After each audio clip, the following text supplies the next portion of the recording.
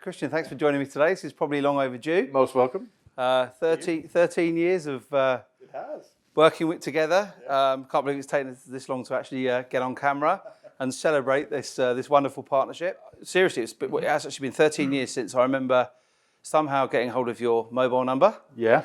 And managing to get some applicants over to you. Well, you caught me at a point when we were going through a very rapid growth. Yeah. We're a very small team, and we were very new to all of this in London. So so you caught me at a really good time. I think from my memories, you're in the eaves of Austin Reed in a very small office, 20 to 25 staff. Yeah. And I remember placing 2 classic ASP developers, very different days. Very different days. Now am I right in saying the largest software as a service to the hospitality sector in the world?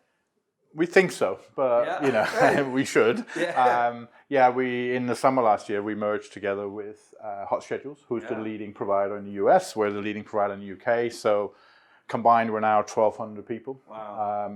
Completely global reach with 80, 90 countries around the world. Amazing. I was going to say, so what I wanted to say before to give some context today, obviously just if you could give a bit of a history of Forth from .day as efficiently as you can, because I know that you and I can talk about this. It's been such a long journey. We could probably talk for hours about this, but a bit of a summary around Forth and where you've come from and where you are these days. Yeah, so company founded in 2000. I was part of the sort of founding team. Yeah. So together with our CEO Ben Hood and a number of other key people, we built up Forth really, and we have always wanted to just be in hospitality. So we provide software to the hospitality industry. So we help restaurant, bars, hotels, pubs run their operation. So we process the payroll for more than 400,000 employees in the industry, and many billions of food, drinks, wine are being purchased through the platform. So we set out a long time ago. We have a very large loyal following in the UK now and around the world. We started out in Carnaby Street, then Regent Street, then here in Covent Garden. Always wanted to be close to our customers, close to the action. Really, we're certainly in the hub here. We certainly are of the country's restaurants. Yeah. Great. It's been for me too. It's been an amazing journey. I say I'm not sure that in my industry I've heard about a partnership lasting quite as long as ours, which is, in my opinion, moved more into hopefully a friendship as well. But I, for one, have been absolutely amazed by. I remember we placed the 2 classic ASP developers, and my boss at the time said to me, "Right, these guys are going to do amazing things.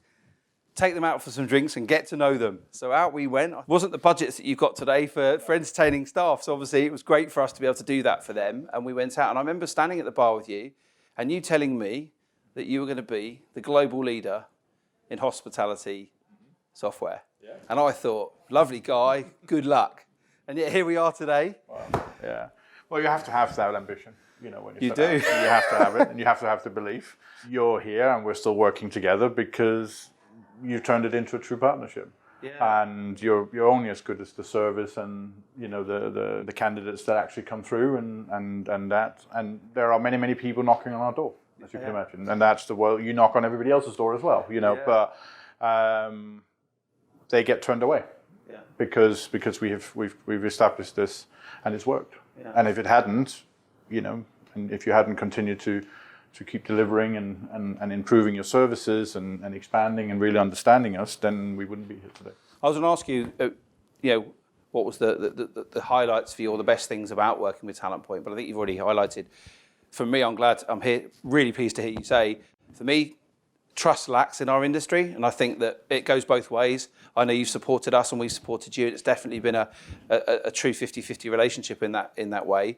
I personally know that me and my team have always felt incredibly loyal to Forth, and that's because we've been treated with that sort of respect. And as you say, the key word here is that we've built a genuine partnership, and it's been fascinating for me and my team to really understand the culture at Forth, but not just that, how the culture started and how it's evolved, and what, I don't know if you... But you've taken the time to do that. Yeah. 13 years.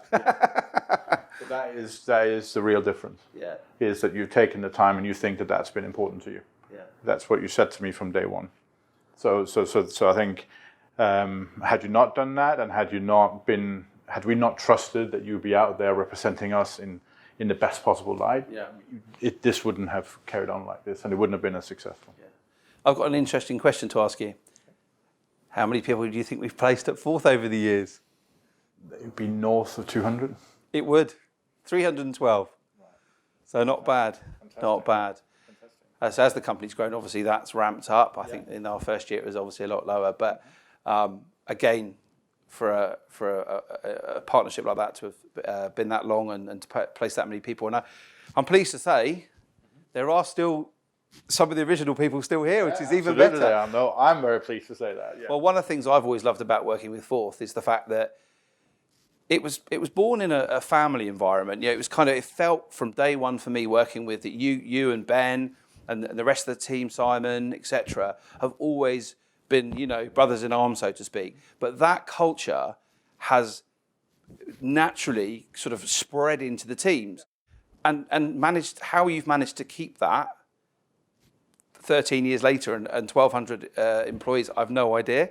But it's an amazing achievement. A lot of hard work and a lot of trust and good partnerships, and and really understanding that culture and nurturing it, and keep revisiting it, going over it, listening to the feedback we're getting from the staff, and that whole experience from a new member of staff starts all the way out of the recruitment process. Yeah. It starts all the way out of when they need to understand who we actually are and whether we're a place they would like to come work, and whether they're going to be successful working for us. I was telling a story to someone the other day that when we were recruiting, probably my last senior role that I actually did myself, which was your VP of Engineering, Matt. And I remember we had an applicant that was sort of we were all quite keen on, and his behaviour throughout the interview process actually started to change, and he actually showed his true colours to me. And I remember ringing you up and saying, "Don't hire him." So when you went back to your leadership team and said Simon said, "Don't hire him," they were thinking, the recruiter's saying don't hire someone when they're going to make a fee. But I remember it's a very different relationship I have with, we have.